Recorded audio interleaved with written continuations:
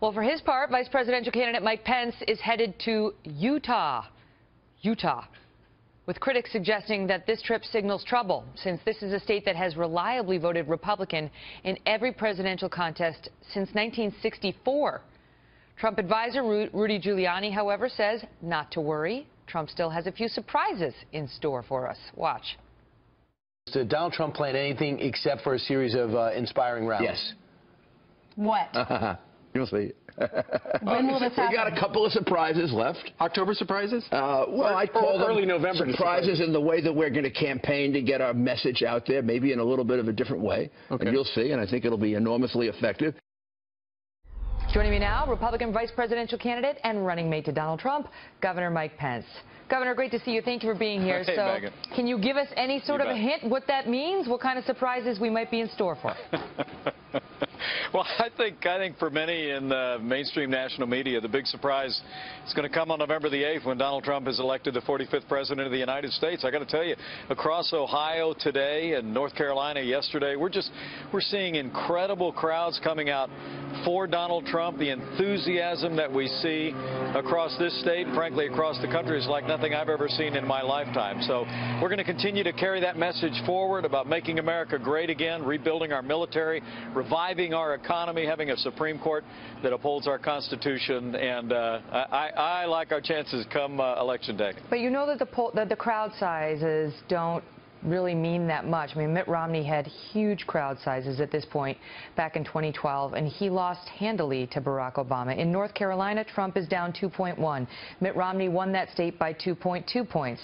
Trump is down in Arizona, a reliably red state, by 1.3. Mitt Romney won that state by 10 points.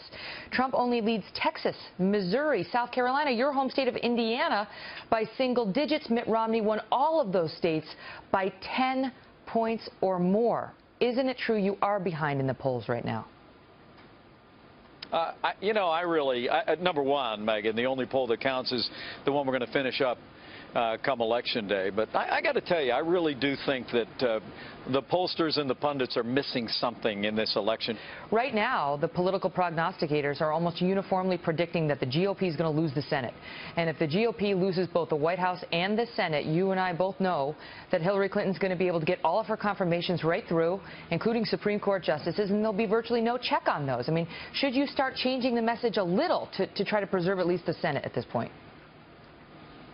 Well, look, my message in North Carolina yesterday, Donald Trump's message in Naples on Sunday night, is that it's time for Republicans to come home.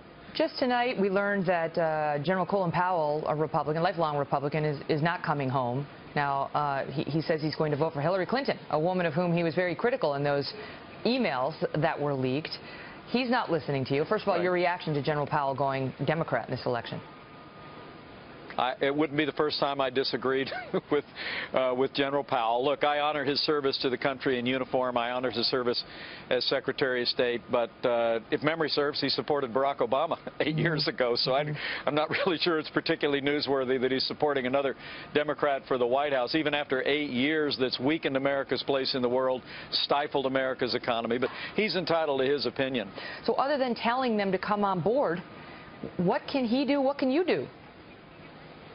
Well, I think we can just talk about the issues. We can just talk about the platform. Look, there's no question that Republicans went through this. I mean, how many candidates were there in our primary? 100, 150 of them? That's how it felt. It was a rough and tumble primary, and so there's some of that left over. But look, the unifier in this election is that Republicans, many independents, and frankly many Democrats know that 7.5 years of Barack Obama and Hillary Clinton style leadership has weakened America's place in the world, resulted in cutbacks in our military, stifled our economy. Obamacare is literally disintegrating before our eyes. You even have Bill Clinton calling it the craziest thing in the world. Yep. But Hillary Clinton says today that Donald Trump's going to rip up Obamacare, and she's absolutely right. We're going to repeal Obamacare, lock, stock, and barrel.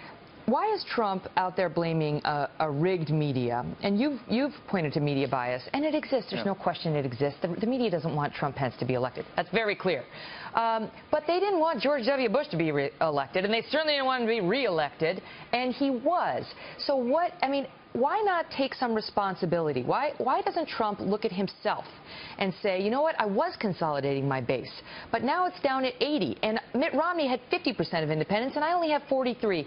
Why, you know, as Britt Hume likes to say, winners take responsibility, losers blame others. To try to blame these numbers entirely on the media being rigged is not real, is it? Well, I think, you know, I hear that riff a little bit, that pointing out the overwhelming bias in the national media is somehow, you know, making an excuse. I think he's just making an observation. I mean, Media Research Center just came out with a study of media coverage. It showed that since the conventions, I think the number was that Donald Trump had gotten significantly more coverage, and more than 90% of it had been negative. I mean, well, I think people out there know that media... showing him saying he wants to grab women by the you-know-what. I mean, well, you know as well as I do he does very controversial things. Long before that. But he does controversial things from the beginning, and in part there's been speculation about whether it's for attention, whether some of the things he says and does are to generate media attention, which you know as well as I do he loves. Megan, I got to tell you, most of the people I'm out campaigning with know that it's been 2-on-1 from almost the beginning of this campaign, with the media doing half of Hillary Clinton's work for her. But the amazing thing is that we continue to see this movement growing, because the American people are talking to each other about the real issues in this campaign, not what the media is chasing after any given day of the week. He's talking about it. And we're going to fight all the way to the finish. Governor Pence, respectfully, and then I'll give you the floor. But Donald Trump went to Gettysburg this weekend to lay out this new agenda, you know, this contract with America, and he started it by saying he's going to sue all of the women who are accusing him. And you know as well as I do that those lawsuits will go nowhere. And you're telling me if he's the sitting president of the United States, he's going to start suing individual female citizens who have made these accusations? Well, Megan, look, everyone in this country is entitled to defend their own reputation and their own integrity, and that includes people that are running for president of the United States.